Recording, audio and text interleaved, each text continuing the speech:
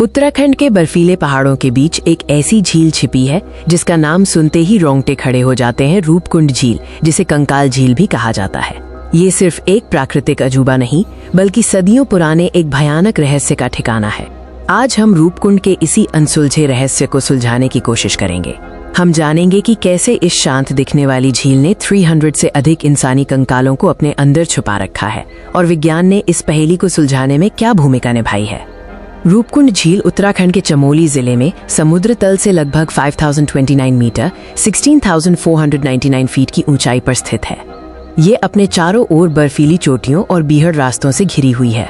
साल के ज्यादातर समय ये जमी रहती है। ये नाम इसे इसलिए मिला क्योंकि जब बर्फ पिघलती है तो झील के किनारे और उसके नीचे सैकड़ों इंसानी कंकाल दिखाई देने लगते हैं। यह दृश्य भयावह होने के साथ साथ एक अनसुलझी पहेली भी पेश करता है। इन कंकालों की खोज भले ही 1942 में हुई, लेकिन स्थानीय लोग और पर्वतारोही लंबे समय से इनके बारे में जानते थे। शुरुआती अनुमानों में इसे जापानी सैनिकों या महामारी का शिकार हुए तीर्थयात्रियों से जोड़ा गया था। ब्रिटिश इंडिया के फॉरेस्ट गार्ड एच. माधवल ने आधिकारिक तौर पर 1942 में इन कंकालों की खोज की।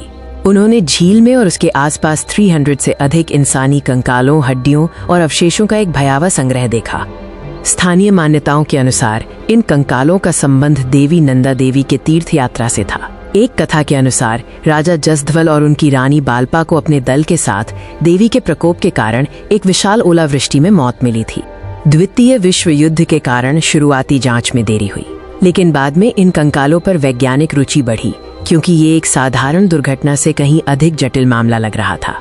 रेडियो कार्बन डेटिंग से पता चला कि ये कंकाल लगभग 9वीं शताब्दी ईस्वी के थे। शुरुआती फोरेंसिक जांच में पाया गया कि ये लोग दो मुख्य समूहों से संबंधित थे। एक लंबे लोग, संभवतः योद्धा, और दूसरे छोटे कद के, संभवतः स्थानीय गाइड। सबसे मजबूत शुरुआती सिद्धांत डॉक्टर MC नटेश द्वारा दिया गया था, जिसमें बताया गया कि इन सभी लोगों की मौत एक विनाशकारी, अचानक आई बड़े आकार के ओलों की आंधी के कारण हुई थी। कंकालों पर खोपड़ी की टूटी हुई हड्डियां इस सिद्धांत का समर्थन करती थीं।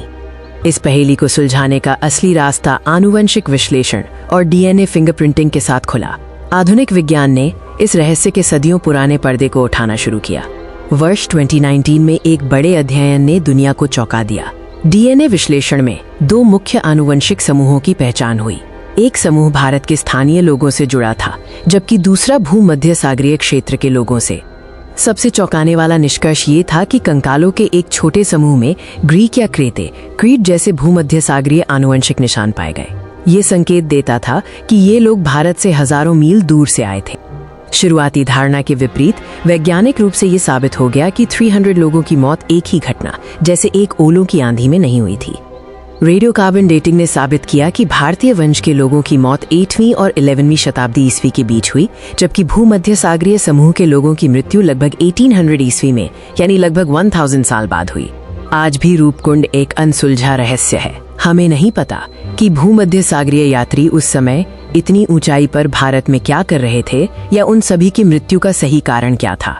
रूपकुंड झील विज्ञान और पौराणिक कथाओं के बीच एक पुल है। ये हमें याद दिलाती है कि इतिहास हमेशा उतना सीधा नहीं होता जितना हम सोचते हैं, और कुछ रहस्य प्रकृति की गोद में हमेशा के लिए दबे रहते हैं। ये जगह ट्रेकर्स के लिए एक विस्मयकारी संगम है, जहां उन्हें प्रकृति की भव्यता के साथ साथ 1000 साल पुराने इंसानी इतिहास का सामना करना पड़ता है। रूपकुंड झील का रहस्य शायद पूरी तरह कभी न सुलझे, लेकिन ये कहानी हमें खोज और जिज्ञासा के महत्व को सिखाती रहेगी। अगली बार जब आप पहाड़ों की शांति महसूस करें, तो याद रखें, उनके नीचे सदियों पुराने रहस्य दबे हो सकते हैं।